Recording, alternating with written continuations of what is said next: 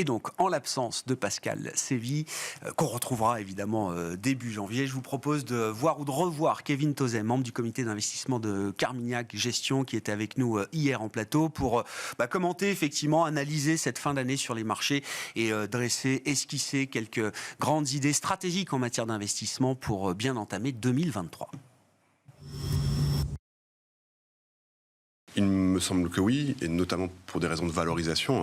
C'est comme des marchés qui ont beaucoup souffert. Donc on va dire les marchés d'actions, les investisseurs actions, pour le coup, ont fait leur travail. Les valorisations étaient revues à la baisse, les perspectives de croissance bénéficiaires aussi. Les autorités chinoises communiquaient ce matin sur le fait que le virus était plus faible et que la Chine était plus forte. Et, Omicron, c'est moins grave que Delta. C'est le discours qu'on entend maintenant, enfin que les Chinois entendent à travers les médias notamment. Oui, mais la Chine est aussi plus forte parce qu'il y a quand même cette forme d'inflexion qui est en train de se mettre en place sur d'autres pans de l'économie chinoise. Alors sur la politique zéro Covid, oui, on assiste à une réelle levée des restrictions sur un rythme qui est quand même plutôt plus agressif que ce qui était, on va dire, globalement anticipé. Pour titre de l'anecdote, par exemple, il y a plus de centres de tests PCR dans la gare de Shanghai.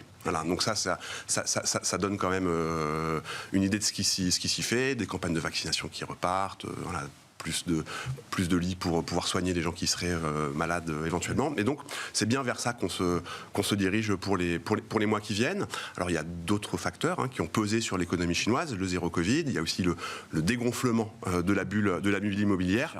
Et là aussi, il y a des signaux encourageants. Alors, non pas que cette bulle va être reflatée, c'est sans doute pas l'objectif des autorités chinoises, mais il y a une forme de support à ce secteur immobilier. On a eu des baisses des taux d'emprunt hypothécaires.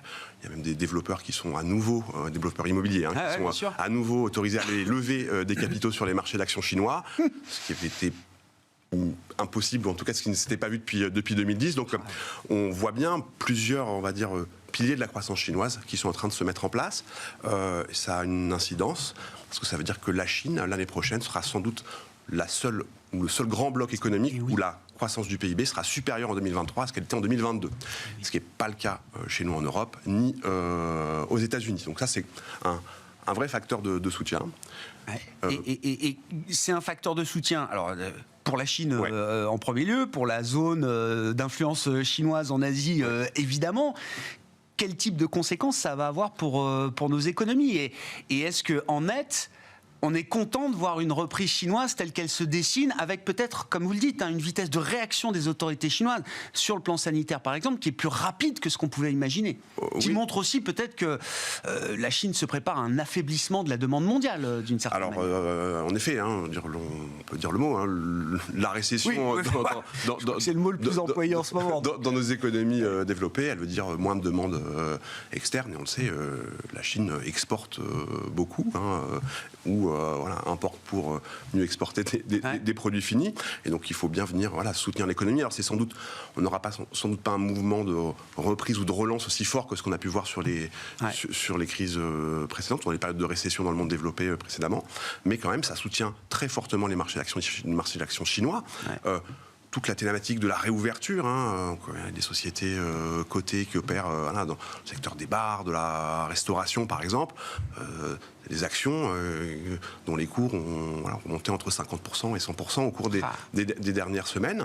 C'est un mouvement qui pourrait se prolonger, parce que là aussi, il faut prendre un peu de distance, et on a certaines de ces valeurs dans ces secteurs-là qui traitent encore à 50% en deçà de leur niveau de 2021. Donc ça, un mouvement qui pourrait se perdurer, et d'autant que les flux, ou en tout cas les fonds qui en ont le plus bénéficié pour l'instant, c'est surtout des fonds spécialisés, des fonds d'action Chine, des fonds émergents, et pas encore les grandes gestions internationales. Et c'est vrai que avec cette inflexion sur ce qui préoccupait beaucoup les investisseurs mondiaux, encore une fois le zéro Covid,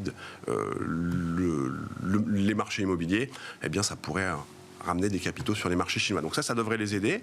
Et puis après, il y a sur le front des matières premières aussi, ça pourrait aider. Alors, sur le pétrole... Aider dans quel sens ? Alors, ça pourrait... aider à soutenir le prix des matières. Les métaux... Alors, le pétrole a peut-être une vie un peu à part, mais les métaux industriels, on voit, rebondissent en même temps que le marché chinois et que la thématique de réouverture de la Chine. Tout à fait. Donc, le minerai de fer, l'acier, le cuivre aussi.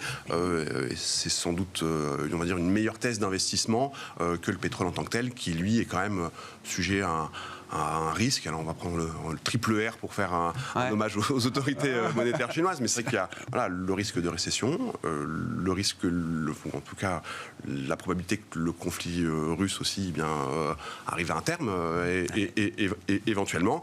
Et puis le troisième R, ce serait celui des réserves et des réserves stratégiques qui tardent à se reconstituer quand même. Donc là aussi sur ce complexe des matières premières, sans doute minerais de fer, acier, cuivre, sans doute des bonnes thèses d'investissement pour les investisseurs pour les mois à venir.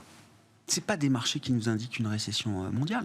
Enfin, je veux dire, quand on regarde pétrole mis de côté, mais le pétrole s'effondre pas. Enfin, je veux dire, on est à $75 le baril, c'est correct, quoi. C'est fair. C'est pas non plus le signe d'une économie mondiale qui est en train de plonger.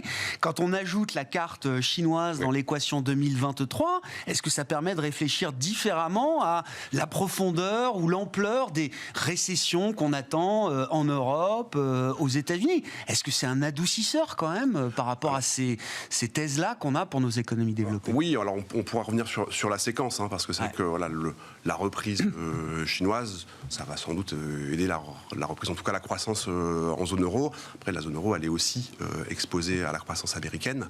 Ça reste son principal partenaire commercial. Et donc, s'il y a un ralentissement plus sévère que ce qui est anticipé aux États-Unis, ça nous pénalisera. Donc, nous, on anticipe plutôt, on va dire, une reprise plutôt modérée en termes de croissance en zone euro pour 2023.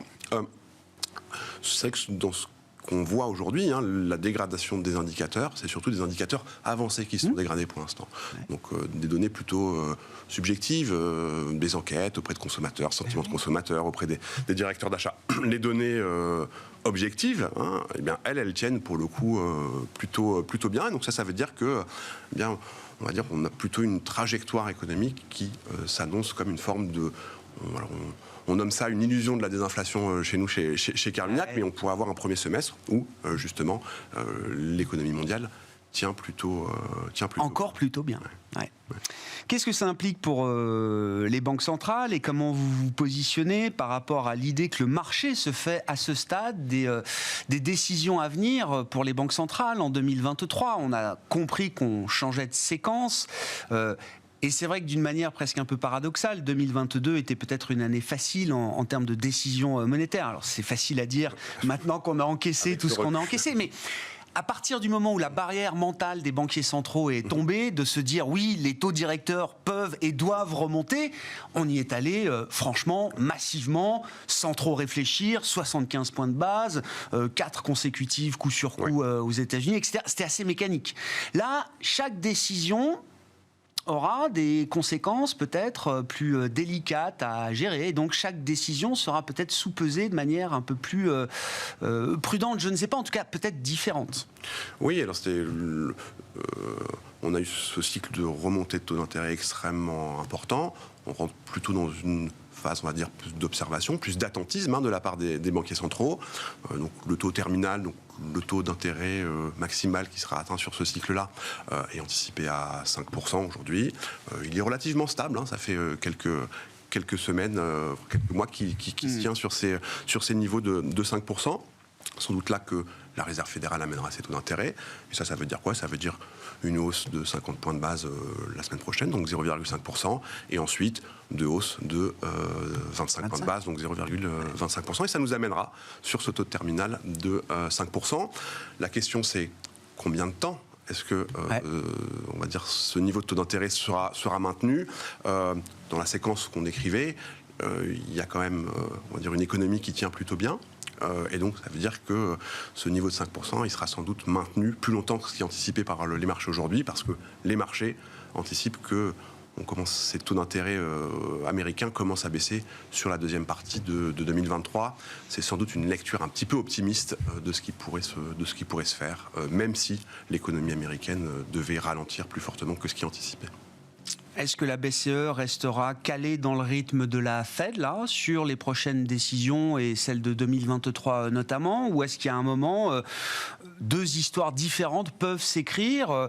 Oui, les chiffres d'inflation au global ont atteint à peu près les mêmes niveaux et on a même vu un pic plus élevé atteint en zone euro qu'aux États-Unis, ce qui n'était pas franchement ce qu'on pouvait imaginer il y a encore quelques mois, mais on est arrivé à peu près dans les mêmes étiages et pourtant on a tous en tête que la nature du choc est assez différente. Oui, tout à fait.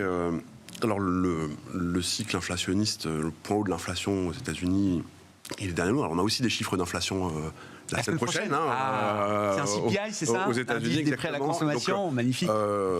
Les deux derniers ont été assez spectaculaires. Oui, donc on pourrait voir une forme de rattrapage ou de compensation là-dessus. C'est quelque chose qu'il faut avoir à l'esprit, sans doute pas assez fort pour faire évoluer les signaux qui sont envoyés par les autorités monétaires américaines. En zone euro... Mais ça nous rappelle qu'on n'est pas à l'abri de déception encore sur le rythme de désinflation. Bien sûr. C'est ce qu'il faut comprendre. Il me semble qu'en 2023, c'est bien ça la trajectoire. C'est pour ça qu'on nomme ça l'illusion de la désinflation. C'est qu'on va passer de ce régime d'inflation à presque 2 chiffres à cette fourchette de 3-5%. Pour pouvoir ramener l'inflation à la cible des 2%, il faudra un durcissement des conditions financières bien plus important que ce qui fait aujourd'hui. En zone euro, la Banque Centrale Européenne, elle a démarré quand même un peu plus tard. Elle est un peu plus loin du taux terminal, qui est anticipé être autour de 3%, si je regarde ce qui est anticipé par les marchés. Et là aussi, la dynamique est quand même assez différente. C'est-à-dire que les effets de second tour, donc ces boucles prix-salaire, aux États-Unis, dans un marché de l'emploi très tendu, ils sont déjà mis en place. En zone euro, c'est moins évident. Donc c'est des choses qui pourraient continuer de se mettre en place, ou en tout cas continuer d'avancer sur les mois à venir. Donc ça appelle plutôt à une politique monétaire assez plus dure, en tout cas, la Banque centrale. Qui continue de se durcir. Parce que ce risque parce que le risque ne s'est pas matérialisé, il reste devant nous, et c'est donc encore un risque à gérer pour la BCE en permanence. Et puis aussi parce que, on va dire... il y a aussi, on va dire, la réponse à la crise énergétique. Elle s'est faite largement par des mesures de relance budgétaire. Relances budgétaires qui ont essentiellement été mises en place par les pays, on parle des Pays-Bas, l'Allemagne, qui ont la place pour le faire, qui ont les marges de manœuvre pour le faire. Accessoirement ou non d'ailleurs, mais en face de ça, il se trouve que ce sont ces pays-là qui ont un problème d'inflation beaucoup plus prégnant que d'autres. Et ça aussi, ça appelle à une réponse monétaire potentiellement plus difficile. Donc en termes d'exposition, comment est-ce qu'on met ça en place dans un portefeuille? Eh bien, on est plutôt plus prudent sur les taux européens que sur les taux américains, clairement. Kevin Tauzet, membre du comité d'investissement de Carmignac, qui était avec nous hier, l'invité de la mi-journée dans Smart Bourse sur Bismart. Voilà pour cette édition. On se retrouve ce soir à 17h en direct.